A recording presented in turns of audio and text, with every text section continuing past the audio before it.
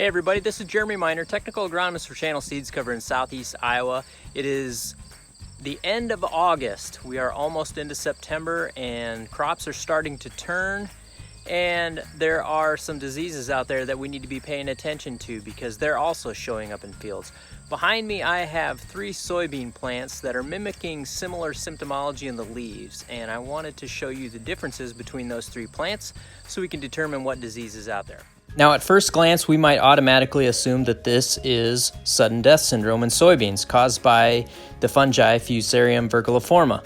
However, these symptoms that we see in the leaves with the yellowing in between the veins and the dying or brown necrotic tissue that eventually takes over the leaves, that's not necessarily caused by just sudden death syndrome in soybeans. So what we really need to be doing is taking these plants, pulling them out of the ground carefully, and then splitting the stems. What we need to do is look at that tissue in the main part of the stem and verify exactly what we've got going on here. So let's do that. So after splitting the stems of these soybeans, what we're going to do is look at the pith, and the pith would be that central stem or central part vascular tissue of the soybean stem. And you can see in this particular example here, things are nice and clear, good and green until we get down to the bottom, and then this woody part of the stem right where we start going into the soil itself is starting to brown up and look a little yucky.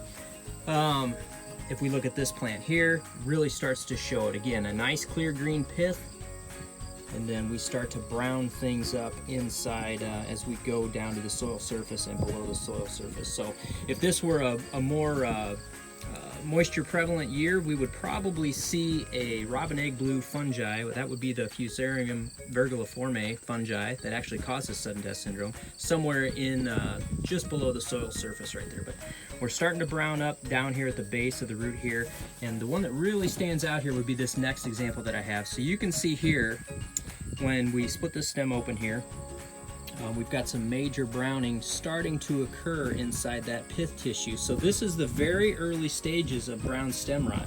So even though we have the same leaf symptomology up top, what we need to do is actually get out into the field and do some stem splitting to really know and understand which disease is causing the problem out there. So with the browning of the middle of the pith here, we're looking at brown stem rot, and the previous 2 examples where we have a clear pith, we were looking at soybean sudden death syndrome.